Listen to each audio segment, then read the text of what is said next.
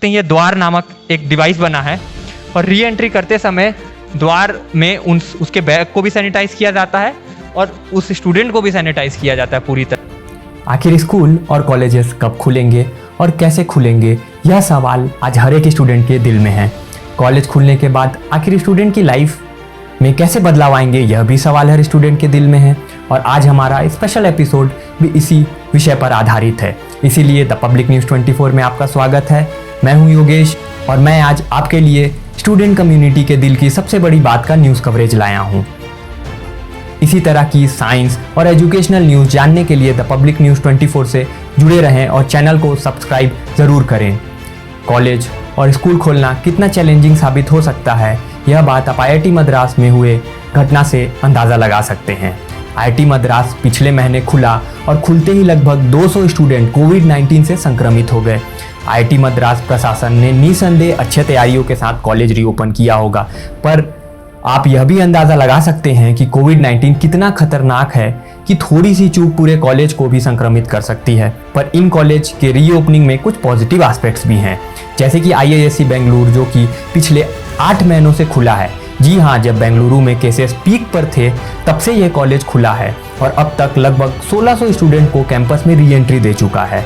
और इससे भी पॉजिटिव बात आपको बताऊं तो यहाँ स्पोर्ट्स एक्टिविटीज़ तक अब चालू हो गई है। आज हम IISc की कोविड मॉडल की ग्राउंड रिपोर्टिंग करके आपको यह दिखाएंगे कि आपके कॉलेज खुलने के बाद आपकी लाइफ कैसी होगी। कैंटीन, मेस, लाइब्रेरी और आपके लाइफ के महत्वपूर्ण अंग कोविड के बाद कैसे दिखेंगे।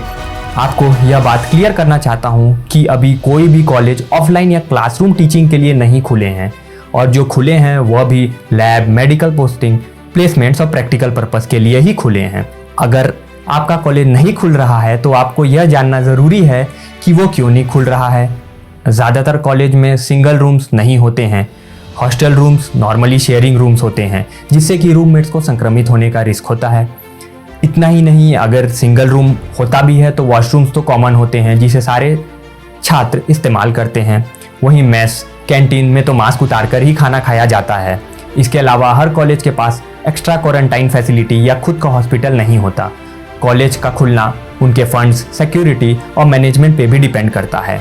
इन सब फैक्टर्स का ध्यान रखते हुए जो टेक्निकल कॉलेज हैं जो कि लैब और प्रैक्टिकल्स डिपेंडेंट है, वे अमूमन इस साल के फर्स्ट हाफ में खुल सकते हैं। वहीं बात करें नॉन टेक कॉलेजेस की तो उनकी 2021 की सेकेंड हाफ में खुलने की आशंका है। इन चैलेंजेस के बावजूद देश के कुछ कॉलेजेस ने कॉलेज खोलने का निर्णय लिया और इसमें सबसे पहले IISc बेंगलुरु रहा। तो चलिए चलते हैं IISc बेंगलुरु आपकी फ्यूचर लाइफ देखने, क्योंकि अब कॉलेज लाइफ पहले जैसी नहीं रहने वाली। नमस्कार दोस्तों, द पब्लिक न्यूज़ 24 में आपका स्वागत है। जैसा कि आपको पता है कि इस पेंडेमिक में पिछले 7 से 8 महीनों से देश के लगभग सारे स्कूल और कॉलेजेस बंद रहे हैं और आगे भी कई दिनों तक इनके बंद रहने के आसार है। ऐसे में IISc बेंगलुरु जहां हम आज खड़े हैं, ये कॉलेज कैसे खुला, इस रहस्य को आज हम जानेंगे। तो चलिए कॉलेज के अंदर जाते हैं और गेट से लेके मेस तक का जर्नी और आपकी लाइफ पेंडेमिक के बाद खुलने के बाद कैसी होगी ये भी देखेंगे आज। सबसे महत्वपूर्ण बात, IISc ने ग्रेडेड एंट्री फॉलो किया, यानी कि एक बार में सबको ना बुलाकर छोटे छोटे बैचेस में बुलाया। इन्होंने एक द्वार नामक उपकरण से हर एक आने वाले स्टूडेंट को सैनिटाइज किया जाएगा।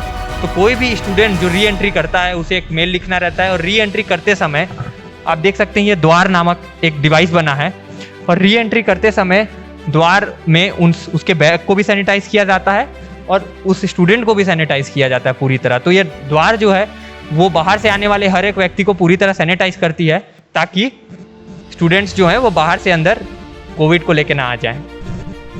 तो जैसे आप पहले कॉलेज में रहा करते थे कि आप गेट में घुसते होंगे तो जल्दी स्मूथली आपको घुसा लिया जाता था, लेकिन अब वैसा सीन नहीं है। अब आप जैसे कि देख सकते हैं कि एक एक कार की स्क्रीनिंग हो रही है, टेम्परेचर चेक हो रहा है। जो भी विजिटर्स हैं उनको इतने आसानी से अलाउ नहीं किया जा रहा है।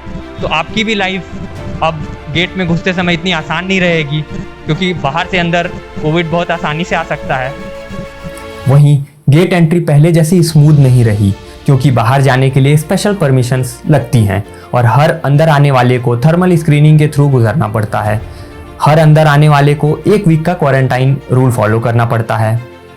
अगर बात करें मेस की तो अब पहले जैसा मेस में बैठकर खाने यानी कि डाइन इन पर रोक लगा दी गई है।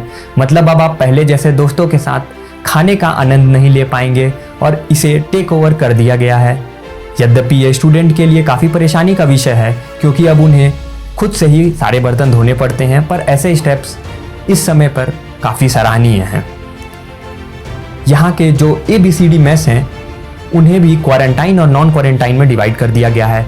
क्वारंटाइन स्टूडेंट सिर्फ क्वारंटाइन मेस में ही खाना खाएंगे। वाटर कूलर और वॉशरूम तक क्वारंटाइन और नॉन क्वारंटाइन स्टूडेंट्स के लिए अलग रखा गया है।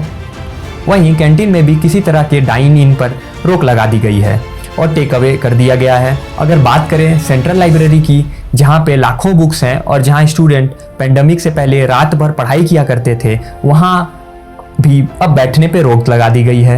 हॉस्टल्स में भी किसी तरह की गैदरिंग अलाउ नहीं की जाती है और अभी स्टूडेंट्स को यहाँ बैठ के पढ़ाई करने का परमिशन नहीं है, सिर्फ आप बुक को इशू करा सकते हैं। तो जब भी आप भी अपने कॉलेज या स्कूल जाएंगे तो लाइब्रेरी में बैठना इतना स्मूथ नहीं रहेगा जैसे पहले हुआ करता था। पर इन विपरीत परिस्थितियों में भी regular sanitisation, contact tracing, proper testing और स्टूडेंट की जागरूकता की वजह से कॉलेज आज इस मुकाम पर पहुंच चुका है कि यहाँ स्पोर्ट्स एक्टिविटीज़ तक चालू कर दी गई हैं। हमें यह भी बताया गया कि सिर्फ 2 स्टूडेंट के पॉजिटिव आने पर पूरे फ्लोर के 80 स्टूडेंट की टेस्टिंग कर दी जाती है। यह सिर्फ IISc की बात नहीं है, बल्कि यह आपके साथ भी भविष्य में होने वाला है। पर आप ध्यान रखें कि आप में से एक की लापरवाही आपके कॉलेज के खुलने के बाद भी कॉलेज को फिर से बंद करा सकती है। इसीलिए जब भी आपका कॉलेज खुले, आप सारे प्रोटोकॉल्स को ज़रूर फॉलो करें। उम्मीद करता हूँ इस न्यूज़ रिपोर्ट ने आपको आपकी कॉलेज की याद दिला दी होगी और साथ ही आपके भविष्य की लाइफ का एक अंदाज़ा दिया होगा। तब तक के लिए द पब्लिक न्यूज़ 24 से जुड़े रहें। हमारे चैनल को ज़रूर सब्सक्राइब करें। Thank you.